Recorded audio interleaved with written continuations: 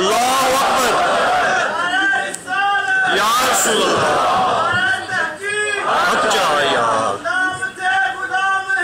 रसूल के गुलाम है, भी कबूल है, जिंदगी मजबूल है। सल्लु अलल हबीब सल्लल्लाहु तआला तुबू इलल्लाह अस्तगफिरुल्लाह सल्लु अलल हबीब सल्लल्लाहु तआला अला मुहम्मद सल्लल्लाहु अलैहि वसल्लम। अल्हम्दुलिल्लाहि रब्बिल आलमीन वस्सलातु वस्सलामु अला सय्यिदिल मुरसलीन। अम्मा बाद फ़अऊज़ु बिल्लाहि मिनश शैतानिर रजीम। बिस्मिल्लाहिर रहमानिर रहीम। पढ़िए अस्सलातु वस्सलामु अलैका या रसूल अल्लाह, अस्सलातु वस्सलामु अलैका या रसूल अल्लाह, व अला आलिका व अस्हाबिका या हबीब अल्लाह, व अला आलिका व अस्हाबिका या हबीब अल्लाह, अस्सलातु वस्सलामु अलैका या नबी अल्लाह, अस्सलातु वस्सलामु अलैका या नबी अल्लाह, व अला आलिका व अस्हाबिका या नूर अल्लाह, व अला आलिका व अस्हाबिका या नूर अल्लाह। मेरे प्यारे और मोहतरम इस्लामी भाइयों और मदनी चैनल के नाजरीन, my dear Islamic brothers and viewers of Madani channel, अल्हम्दुलिल्लाह अज़्ज़ा व जल। अल्लाह तबारक व तआला का जिस कदर शुक्र अदा करें वो कम है कि उसने एक बार फिर जीते जी हमें ईदों की ईद 12वीं शब अता फरमा दी। आप सबको, तमाम मदनी चैनल के नाजरीन को, तमाम मुसलमानों को जश्न ईद मिलादुन नबी मुबारक हो। मेरे प्यारे और मोहतरम इस्लामी भाइयों, दुरूद पाक हम पर अल्लाह तबारक व तआला का एक इतना बड़ा एहसान है। हम एक ऐसी नेमत रब ने अता फरमाई है कि जिसको पढ़ते चले जाएं और रहमतें लूटते चले जाएं। अहादीस किराम पर अगर गौर किया जाए तो कुतुब अहादीस दुरूद पाक के फ़ज़ाइल से माला माल है। बुजुर्गों के वाक़यात और अक़वाल पर नज़र दौड़ाई जाए तो एक ज़ख़ीम किताबों की फहरिस्त है जिसमें दुरूद पाक के फ़ज़ाइल हमें मिलते हैं। रसूल बरकत के लिए आज की रात चूँकि बिलखुसूस दुरूद पाक पढ़ने की रात है, आका मौला सल्लल्लाहु तआला अलैहि वसल्लम पर दुरूद पाक के गजरे और तोहफे निछावर करने की रात है।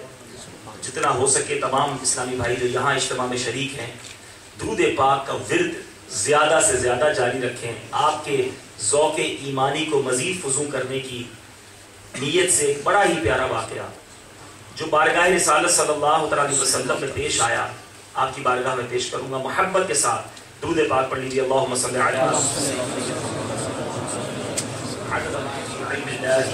सलातन दाइमतन बिदवामि मुल्किल्लाह।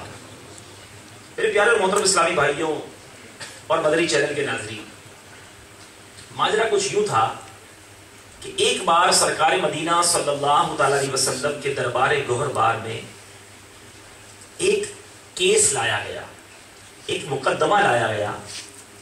और केस ये था कि दो शख्स, एक सहाबी रसूल रज़ियल्लाहु तआला अन्हु को साथ लाए और आकर ये क्लेम किया कि इस शख्स ने हमारा ऊंट चोरी किया है।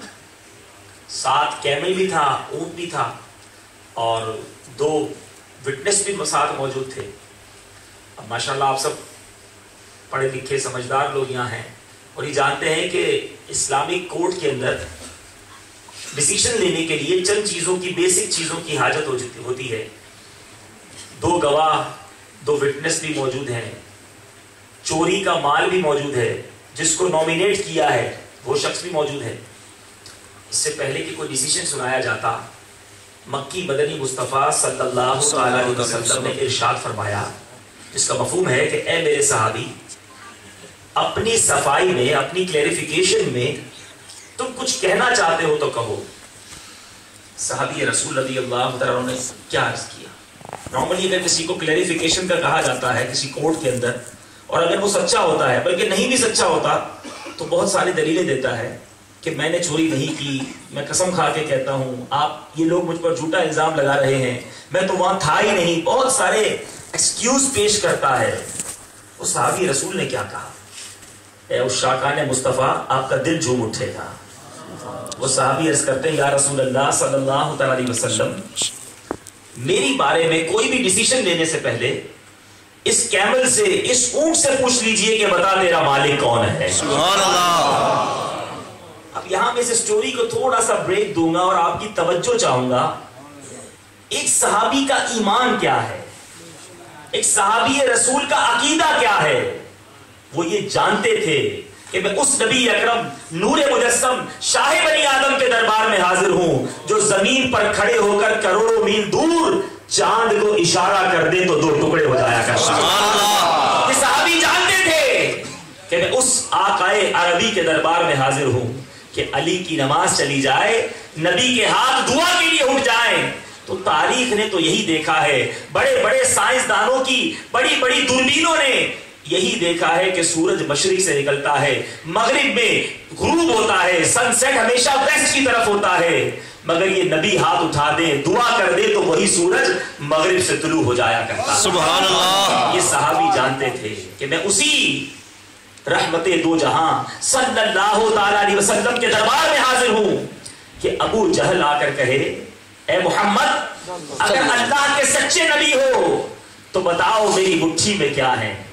اور میرے آقا فرمائے اے ابو جہل تو بتائے میں بتاؤں کہ تیری مٹھی میں کیا ہے, یا تیری مٹھی میں جو کنکریاں ہیں وہ بتا دے میں کون. سبحان اللہ. صحابی کا عقیدہ معلوم ہے, صحابی کو رسول اللہ رسول اکرم صلی اللہ علیہ وسلم کی قدرت کا اندازہ ہے. وہ جانتے تھے کہ یہ اونٹ ہمیشہ حیوانی زبان ہی میں بولتا ہے, اس کی کوئی لینگویج نہیں ہے.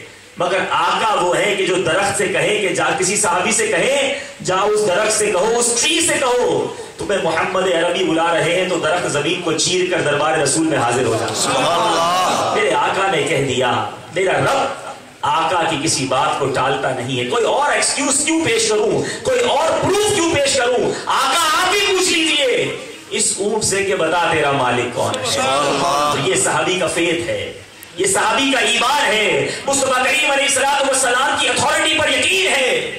میرے آقا علیہ السلام نے اس اونٹ سے کہا اے کیمل, اے اونٹ, حدیث پاک کا مفہوم عرض کر رہا ہوں, بتا تیرا مالک کون ہے.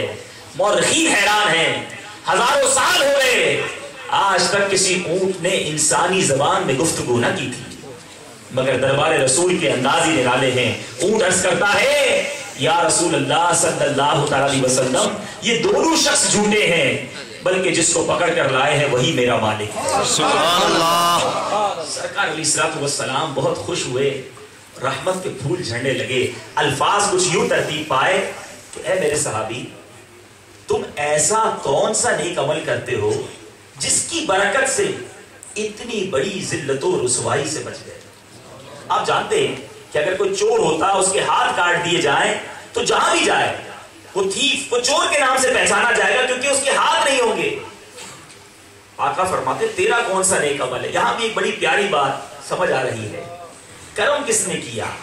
ارے معجزہ تو آقا نے دکھایا, لبہائے مبارکہ کو جنبش ہوئی تو اونٹ نے انسانی زبان میں گفتگو کی, مگر آقا صحابی سے پوچھ رہے تیرا کون سا نیک عمل ہے. خود بھیک دیں اور خود کہیں منگتا کا بھلا ہو, آتا ہے غریبوں پہ انہیں پیار کچھ ایسا, خود بھیک دیں اور خود کہیں منگتا کا بھلا ہو. تیرا کون سا عمل ہے, تو کون سے ایسے نیک اعمال کرتا ہے کہ ایسی ذلت و رسوائی سے بچ گیا. اب جو بات کہنے جا رہا ہوں دل کے مدنی گلدستے میں سجا لیجئے. آج کی رات بہت سارے میسیجز ہمیں دے رہی ہے. اس صحابی کا عقیدہ پتا چلا, مصطفیٰ کریم علیہ السلام کی قدرت پر فیض پتا چلا, اور اب صحابی عرض کرتے یا رسول اللہ اور تو کوئی نیک عمل یاد نہیں ہے, اور کوئی نیک عمل, کوئی good deed I don't remember, مگر ایک بات ایسی ہے کہ آپ کی ذات پر کثرت سے درود پاک پڑھو. سبحان اللہ. سرکار علیہ السلام نے ارشاد فرمایا جس کا مفہوم ہے میرے صحابی اسی طرح مجھ پر درود پاک کی کثرت کرتے رہنا. جس طرح دنیا میں ذلت سے بچ گئے ہو آخرت میں بھی ذلت و رسوائی سے محفوظ ہو جاؤ. سبحان اللہ.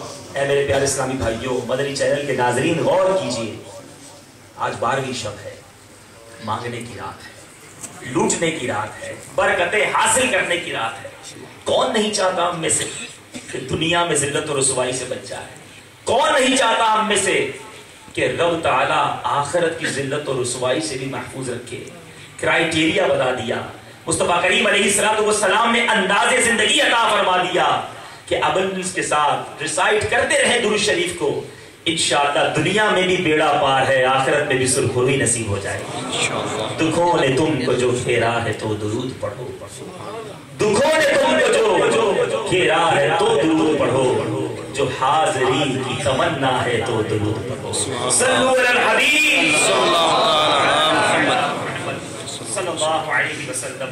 میرے پیارے اور محترم اسلامی بھائیوں اور مدنی چینل کے ناظرین، آج بڑی رات ہے، آج بہت مقدس رات ہے. انگلینڈ کے شہر برمنگم میں ضیاء القرآن سینٹر کے اندر آج 12ویں شب کا جو یہ اجتماع ہو رہا ہے، آج نہ جانے دنیا میں کہاں کہاں، دنیا کے کس کس کونے میں آقا علیہ السلام کے چاہنے والے اپنے نبی کی آمد کا جشن منا رہے ہوں گے. سبحان اللہ. کوئی بی بی آمنہ کے مکان کے سامنے مکہ پاک میں حاضر ہو کر مولود کی گھڑی ہے، چلو آمنہ کے در پر، وہ برکتیں حاصل کر رہا ہوگا. تو کوئی خوش نصیب مدینہ طیبہ میں سبز گنبد کی چھاؤں میں بیٹھ کر اپنے آقا و مولا کی ولادت کی گھڑیاں، برکتوں بھری گھڑیاں گزار رہا ہوگا. تو کوئی افریقہ کے ملک کے اندر اپنے نبی کی آمد کا جشن منا رہا ہوگا. تو میرے پیارے اسلامی بھائیوں، کوئی فار ایسٹ کی کنٹریز میں، کیونکہ آج وہاں بھی 12ویں شب ہے، اپنے آقا و مولا صلی اللہ علیہ وسلم کی آمد کی خوشی میں سرشار ہوگا. آج انگلینڈ کے نہ جانے کتنے شہروں میں سرکار علیہ السلام کی جشن ولادت کے اجتماعات ہو رہے ہیں. امریکہ، کینیڈا، یورپ، کہیں بھی چلے جائیں. ارے کوئی ایک خطہ ہو تو بتا دیجئے، کوئی ایک جگہ ہو تو بتا دیجئے. وہ پنجابی شاعر کیا خوب کہتا ہے، تیرے ذکر میں چرچے